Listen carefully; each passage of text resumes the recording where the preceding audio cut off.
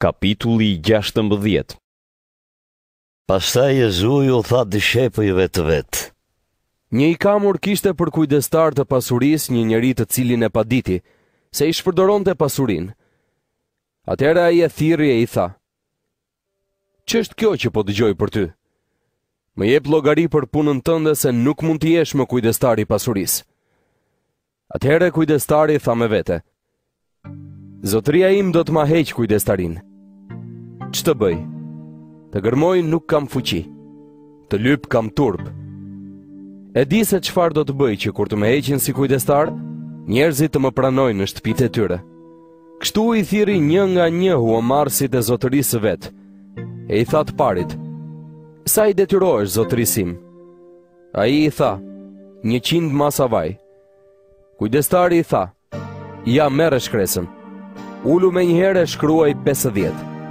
Pastaj pyeti një tjetër: "Po ti, sa i detyrohesh?" Ai u përgjigj: 100 masa drith. Kujdestari i tha: "Ja, merre shkresën e shkruaj 80. Dhe zotëria e tij e lavdëroi kujdestarin e pandershëm, sepse kishte vepruar me zgjuarsi. Bijtë e kësaj bote janë më të zgjuar se bijtë e dritës në punët me njëri tjetrin. Dhe unë po ju them, bëni miq me anë të pasurive të padrejta, që pasi të mbaroj pasuria, ju pranoj në banesat e tyre të amshuara. Kush është besnik në pak, është besnik edhe në shumë. E kush është i pandershëm në pak, është i pandershëm edhe në shumë. Nëse nuk keni qenë besnik në pasuritë e pandershme, kush do t'ua besoj pasuritë e vërteta?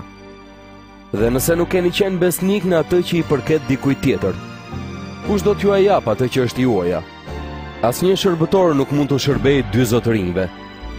Ai ose do të urrej njërin e do të doj tjetrin, ose do të jepet pas njërit e do të lër pas dore tjetrin. Nuk mund t'i shërbeni edhe Perëndis, edhe paras."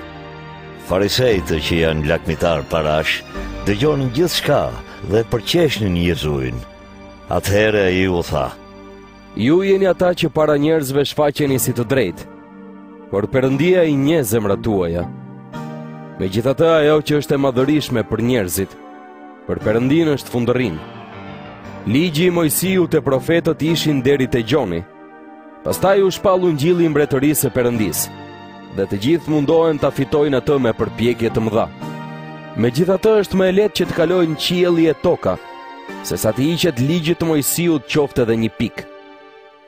Kushdo që e ndan gruan e vet, e martohet me një tjetër, bën tradhti bashkëshortore, dhe kushdo që martohet me një grua të ndarë, bën tradhti bashkëshortore.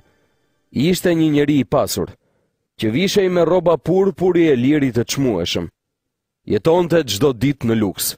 Te dera e tij rrinte një i varfër me emrin Lazar. Ai ishte i mbuluar me plag, e dëshironte të ngopej me thërrimet që binin nga tryeza e pasanikut. Edhe qend vinin e i lëpinin plagët. I varfri vdiq, dhe engjëjt e çuan të rrinte me Abrahamin. Edhe pasaniku vdiqe u varros. Në ferr, ku po vuante torturat, ngriti syt. E pa diku larg Abrahamin me Lazarin për bri. Atëherë tha me zë të lartë: "Atë Abraham, ki mëshirë për mua e dërgoje Lazarin që ta ngjyej gishtin në ujë, e të më freskoj gjuhën, se këto flak po më mundojnë." Por Abrahami i tha: "Biri im, kujtohu se ti i more të mirat e tua gjatë jetës sate, ndërsa Lazari mori të këqijat. Tani ky gëzon këtu, ndërsa ti vuan. Pastaj midis jush e nesh është caktuar një hendek i madh, në mënyrë që ata që do të donin të kalonin që këndej te ju, të mos munden, edhe askush nuk mund të kalojë që andej te ne." Pasaniku i tha: "Atëherë atë, po të lutem ta dërgosh te shtëpia e Timati, se kam 5 vëllezër. Le ti paralajmëroj që të mos vinë edhe ata në këtë vend mundimesh." Abrahami u përgjigj: "Kanë Mojsiun e profetët, ata duhet të dëgjojnë." Ai tha: "Jo atë Abraham, por nëse shkon dikush nga të vdekurit do të pendohen." Abrahami i tha: "Nëse nuk dëgjojnë Mojsiun e profetët, atëherë nuk do të binden edhe sikur dikush të ngjallet prej të vdekurve."